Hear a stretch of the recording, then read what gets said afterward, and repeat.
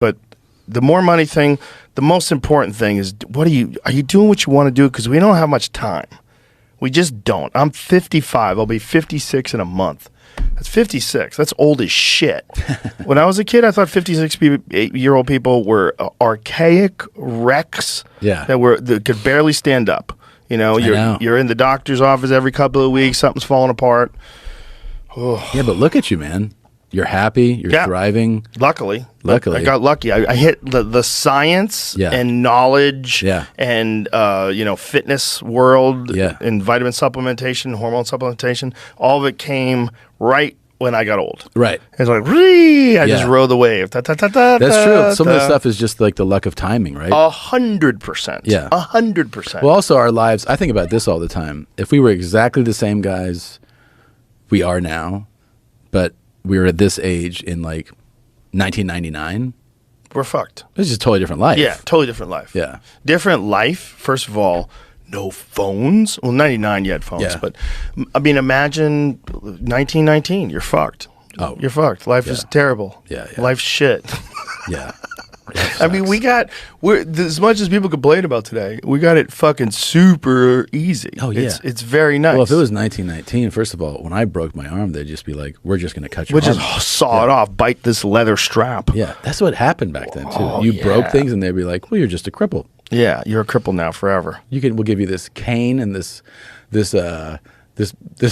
wheelbarrow with like you can just lean on this wheelbarrow and kind of wheel that into town. When did they start setting bones? Fuck. What year was that? When they stopped hacking people's arms off? No, dude, it's not that long ago.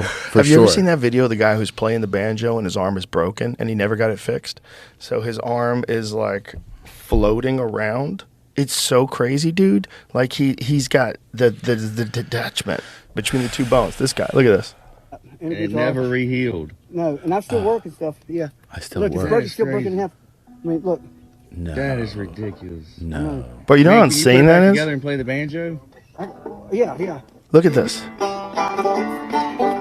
Wow. When I have a thing though, it keeps them straight. You know what I'm saying? That's amazing, dude. You know, the muscles. Well, that's one word for it. One would kick out right I mean, imagine how weak that guy is in arm wrestling. I bet you could fuck him up. You know what I'm saying? God bless.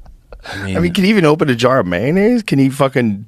What can you do with that arm? It's really incredible because one thing is kind of interesting. I had a double whammy, right? When I got injured, I tore my patellar tendon. Right at the same time. Patellar tendon tear is not like an MCL, ACL. That leg is completely useless. Like there's no hinge anymore. Right. So your knee doesn't. It just hangs. Right. Right. So you have to reattach the tendon, and for that to heal and be able to use it again, it takes. Just for it to heal takes about 2 months. Then your muscle has atrophied completely, like your quad is completely atrophied. So then you have to learn how to walk and learn how to do steps again and learn how to like it's a complete like debilitating type of injury. So when I got, and they're both at the same time. So when I got injured, all the people in the hospital, doctors, PTs, they all looked at my arm and they're like, that's not going to be a problem. Right? And you think about it, you're like, yeah, you see people in casts all the time. They're like, you'll be fine with that. That leg, that's going to be your problem. And it ended up being the opposite. Really? Oh, that's right, because of the nerve damage. I still have problems. Yeah? I still have nerve issues. Yeah. And how bad is it now?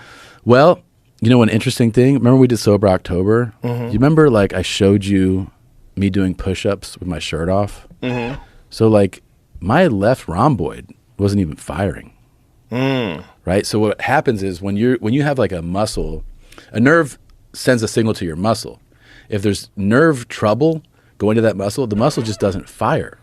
So when I was doing push-ups, because that wasn't firing, you have other muscles that compensate. That's the way your body works, right? So like if you're going like this and that rhomboid doesn't fire, then like your lat starts to pick up for it. Oh. Right? So it's like, and it's doing it like unbeknownst to your mind. It's just doing it on its own.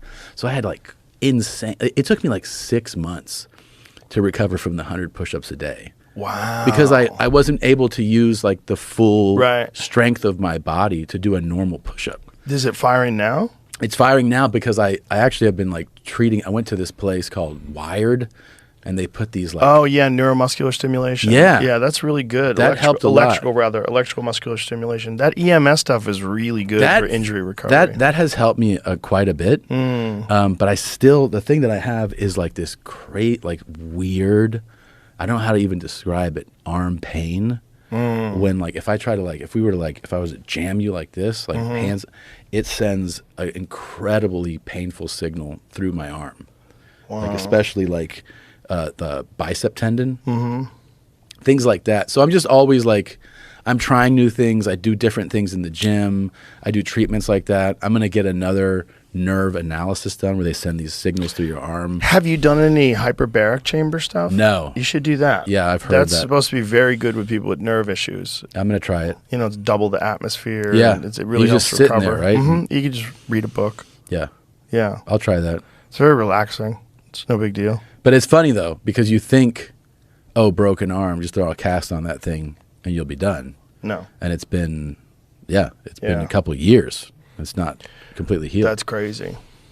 Yeah. Yeah, injuries, the one good thing about injuries is when you do get over them, if you could remember. Like, because when you're injured, you're like, God damn it, why wasn't I appreciating being healthy? Yeah. Same way I feel when I'm sick. Exactly. Yeah. Well, you said, you asked me about like turning points. The other big one was that, about a little over a year ago, I realized that I was just regressing again. And that was actually the big turning point for me. It was that I had kind of recovered for the most part from the injuries. And I was like, okay, I'm like healthy again. And I felt myself regressing again. I went to shoot this thing and I was like, I just saw myself. I was like, oh, I'm going backwards again. It bothered me. Is it food? I think it was food. Yeah. Yeah. Yeah. But I kind of was like, oh, I can't go back again. Dude, that carnivore diet kills all that.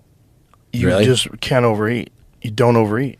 It's wild. Are you doing that right now? Yeah, it's wild. I know when to stop eating. It's like if I am eating, say, like a steak and mashed potatoes and French fries and other stuff and bread and butter, I'll just keep eating the mashed potato. Even after I'm done eating steak, Yeah. I'll keep eating fries. I'll have Yeah. another piece of bread. And all that stuff is just empty calories. Yeah, it's carbohydrates. It's not empty, but it's unnecessary. You're eating more than your body's going to burn off, and it's just for me, it's gluttony. What's a normal day for your eating? Like what do you what's breakfast? Today was Nilgai steaks and bacon. So I cooked a couple of these small Nilgai steak. Nilgai is an antelope that I shot in Texas. Oh wow.